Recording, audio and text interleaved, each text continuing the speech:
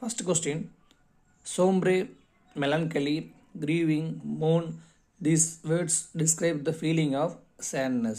இப்போ இந்த ஒவ்வொரு வேர்ட்ஸுமே எதை இண்டிகேட் பண்ணுதுன்னு பார்த்தீங்கன்னா ஒரு சேட்னஸ் தான். சோம்ப்ரேனா ஒரு சோம்பேறி, மெலன்கலினால ஒரு சேட் தான், க்ரீவிங் வந்து ஒரிஸ் தான், மூன் வந்து அது ஒரி தான். ஓகேங்களா? அப்போ இந்த நாலுமே எதை இண்டிகேட் பண்ணுதுன்னா sadness.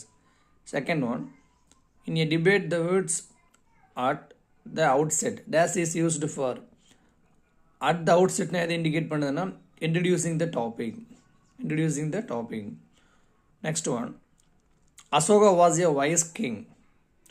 In this sentence, Asoka is a dash noun and king is a dash noun.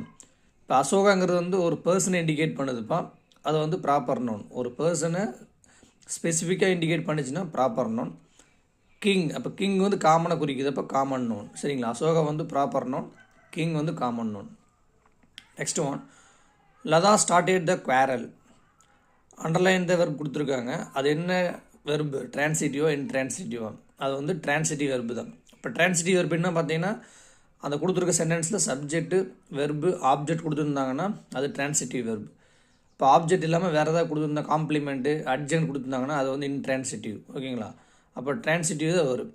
Latha started the quarrel வந்து டிரான்சிட்டிவ். சப்ஜெக்ட், வெர்பு, ஆப்ஜெக்ட் வந்திருந்தால் அது வந்து உங்களுக்கு டிரான்சிட்டிவ் வெர்பு. சரிங்களா? இப்போ இந்த டிரான்சிட்டிவ் வெர்ப் வந்திருந்தால் தான் இதை வந்து நம்ம ஆக்டிவ் வந்து பேசிவ் சேஞ்ச் பண்ண முடியும். ஓகேங்களா? அப்போ இன்ட்ரான்சிட்டிவ் வெர்ப் வந்திருந்தால் அது ஆக்டிவ் வந்து பேசிவ் சேஞ்ச் பண்ண முடியாது.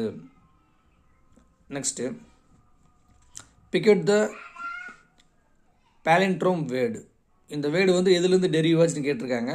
மலையாளம். ஓகேங்களா? எது வந்துருக்குன்னு பார்த்தீங்கன்னா Malayalam. Next, which one of the following words is wrongly spelt. இதில் கொடுத்துருக்குற 4 வேர்ட்ஸில் எது வந்து ராங்லாக கொடுத்துருக்காங்கன்னு பார்த்தீங்கன்னா ஆன்சர் வந்து எவேசிவ்லி தான். ஏன்னா அங்கே வந்து EVASIVE வரணும். ஓகேங்களா? அங்கே தப்பாக கொடுத்துருக்காங்க. ரிமைனிங் எல்லாமே கரெக்டு. கில்டு அதுவும் கரெக்டு, டிஸ்பர்ஸ் அதுவும் கரெக்டு, டால்டேட் இந்த 3மே கரெக்டுப்பா. இது ஒன்றும் தப்பு. எவேசிவ்லி வந்து அங்கே VE வரணும். ஓகேங்களா? நெக்ஸ்ட்டு பாருங்கள், what is another name for the study of language.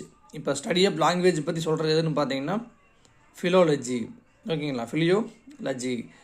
Study of language பற்றி குறிப்பிட்டு தான் ஃபிலோலஜி தான் வரும். சரிங்களா?